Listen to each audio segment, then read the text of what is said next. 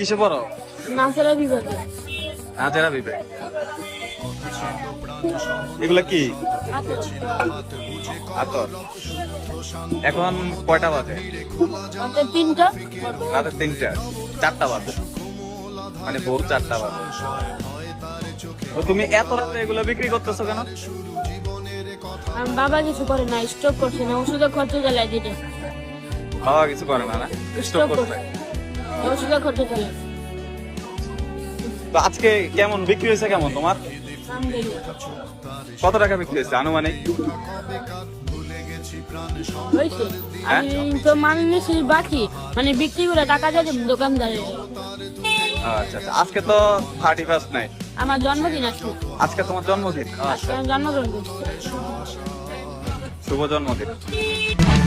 অনাথের কেউ নেই, বঞ্চিত সব কিছুতেই